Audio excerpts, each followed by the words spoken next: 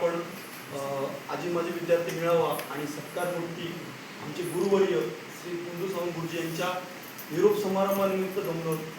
उपस्थित व्यासपीठ आमचे प्रथम नागरिक सरपंच कृष्णा नाईक, पारकोली ग्रामविकास मंडळाचे सचिव आमचे काका मार्गदर्शक गोपाळ गावकर, ह्या शाळेसाठी कंटिन्यू 3 टर्म असे अध्यक्ष राहिलेले आमचे भाऊ हेमंत गावकर, खरोखर त्यांचं कार्य शाळेसाठी एकदम मोलाचं कार्य आहे. काही जरी शाळेसाठी लागलं, गुरुजींनी फोन केला, 2 मिनिटात हजर राहून कार्यक्रम अरेंज करणं, हे त्याची कला जी आहे, जरी कमी शिकला तरी त्यातलं जे टेक्निक आहे ते कोणीच घेऊ शकत नाही. असे आमचे हेमंत गावकर, पारकोली ग्रामविकास मंडळाचे अध्यक्ष तेजम काका, आमचे पोलीस पाटील, आमचे मित्र रुपेश गुरव, आमचे मामा सुनील कांगण आणि आमचे गुरुवर्य सुभाष सावंत गुरुजी, माझे विद्यार्थी, आजी माझे विद्यार्थी, माझे मित्र, सर्व आजी माझे विद्यार्थी, यांना सगळ्यांना हे करून मी 2 शब्द गुरुजीबद्दल बोलतो.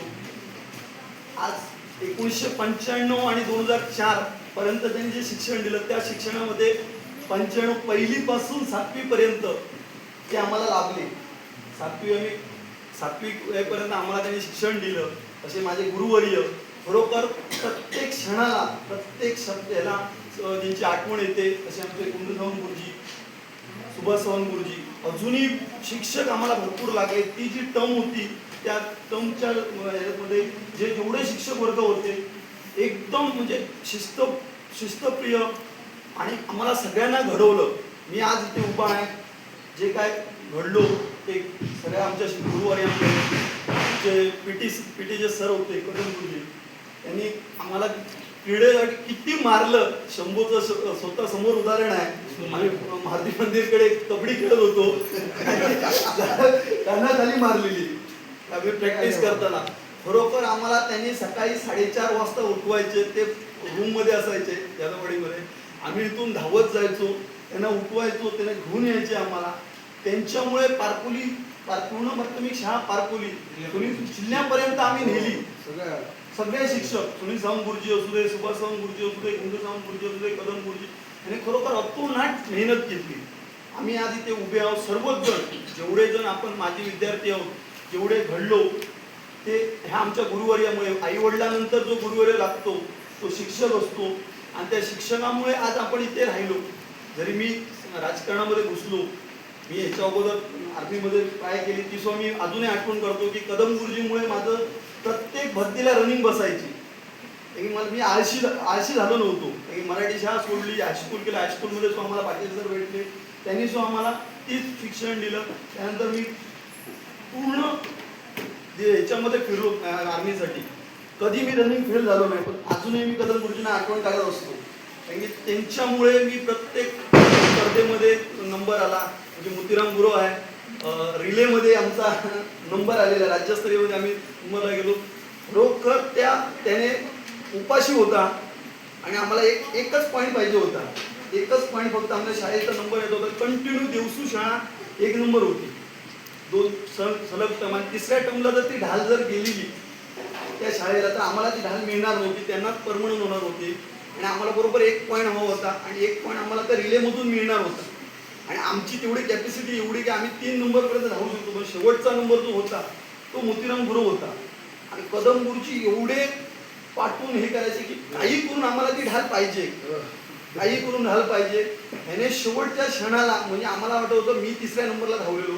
3ऱ्या नंबरला ज्ञानेश्वर जाधव, आपला आता एक्सपायर्ड झाला आमचा माझी विद्यार्थी ज्ञानेश्वर जाधव, खरोखर त्या मुलं ह्याने कबड्डीमध्ये सर त्यानं चांगल्या पद्धती जिल्ह्याला आम्ही तो एकदम हायटेड आणि आम्ही छोटे, पण त्याच्या एकाच्या जीवावरती आम्ही कबड्डी सुद्धा हे केली. रिलेच्या याच्यावरती त्याने शेवटच्या क्षणाला त्याने उलटी सुद्धा केलेली. शेवटला पोटात उपाशी होता. आम्ही सगळेजण डबे घेऊन जातो, ती परिस्थिती नव्हती त्या टायमाला. खरोखर त्याने 1 नंबरचा जो पॉईंट भेटला ना, तो 1 पॉईंटने आम्ही आमची ढाल घेऊन आलो. ती ढाल आम्ही दिवसातून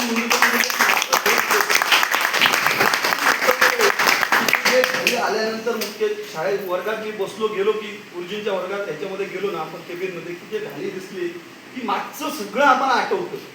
मागचं पूर्ण क्रीडा स्पर्धा होते, मी नाटकामध्ये माझे पप्पा पहिल्यापासून हे होते, पण माझ्यात तेवढी कला नव्हती. म्हणजे ह्याची नाटकाची एवढी कला नव्हती. शंभो सगळेजण करायचे आणि आपण एक नाटक केलेलं आणि नटीचं कामसाठी हे केलेलं आणि ते अचानक आदल्या दिवशी तिने नाही म्हणून सांगितलं. सावंत गुरुजी ते मुख्याध्यापक होते आमचे, गुरुवर्य गुरुसावंत गुरुजी. ते म्हणाले तू जे एक दिसणार तू गोरा आहेस, तू फक्त साडी नेस आणि वर जा. मी म्हटलं मला ते जमणार नाही. नाही नाही नाही तुझे पप्पा खरोखर नाटक करायचे, तू करा, तुला नाही जमणार. आणि ती जी भाग होती आणि गुरुजी पहिल्यापासून मी भरपूर मार खात, भरपूर म्हणजे मला शिक्षकाचे माझं अक्षर मोठं होतं. गुरुजी माझी बहीण सुद्धा शिक्षक होती, ते मला घरी जो मार भेटायचा तो वेगळा आणि शाळेत भेटायचा तो वेगळा. पण ते गुरुजीने रात्री सांगितलं जर उद्या जर तू नाही भाग घेतला असतो तुझी खैर माझ्याकडे आहे. ते करून मी ते नटीचं काम केलं. पण त्या वर्षापासून 5वी 6वी 7वी 3 वर्ष सलग मी शाळेत नटीचं काम केलं, फक्त ते गुरुजींमुळे. कारण की तो एक होप असतो आपला, जो टच करायची जी क्षमता असते ती गुरुवर्यांकडेच असते. मी अजूनही सुभाष सावंत गुरुजी जेव्हा आमच्या शाळेत आले मला खरोखर बरं वाटलं. आणि आम्ही शिकायला जेव्हा होतो तेव्हा गुरुजी आम्हाला शिकवायला होते. आता ह्या पिढीच्या टायमाला म्हणजे रिटायरमेंटच्या टायमाला आपल्या शाळेत आले म्हणजे आमचं खरोखर भाग्य की ते रिटायरमेंटला त्यांचं सत्कार करायला आम्हाला मिळतोय. कारण की ते जे शिक्षण शिस्त शिकवण्याची पद्धत जी होती ती आता म्हणजे राग देणं मला होतं. आता जे नवीन जे शिक्षक आहेत नवीन त्यामध्ये नाही आहे तेवढं, पण ती जी जे होती ती मला सुद्धा बरोबर त्याच्यामुळे खूप ती प्रेरणा मिळाली. म्हणून मी राजकारणात जेव्हा घुसलो, सर्वप्रथम पहिलं राजकारण घुसलो, पहिलं काम मी शाळेचं काम घेतलं मंजूर करू. पण मी कधी कुठे तिथे साहेब मी लावलं नाही तसं की कशाला. मी गुरुजींना असं सांगितलं, अगोदर ते गुरुजींना सांगितलं की मला त्याच्यात प्रसिद्धी नको आहे. मी त्या शाळेत शिकलो, त्या शाळेसाठी माझ्याकडून काहीतरी मग हे करूया, ह्याच्यावर सरकारकडून आणूया. म्हणून आम्ही एक शाळा दुरुस्ती करून दिली. हे करू अजूनही तळपण आमचे असते की शाळेत तेव्हा होतो आम्ही गुरुजी शनिवार रविवारी जरी आम्हाला साईडनं गेले तरी आम्ही क्रिकेट खेळताना मेरेच्या खाली झोपायचो. मारायचे, शाळेत जाऊन अभ्यास नाही केला तर मारायचे.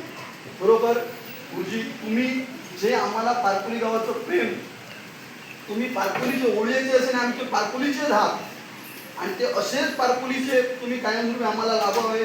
तुम्ही दररोज आम्ही सगळे आजी माझे सगळे विद्यार्थी आहोत तुमच्या हॉटेला राहून इथे त्या क्षणाला आम्ही आहोत. तुम्ही फक्त इथे म्हणजे रिटायर झालात किंवा काय आलात म्हणून तुम्ही इथे पारकुली विसरू नका. पारकुलीत तुमचं दर कार्यक्रमाला कधी तुम्ही येत जावा.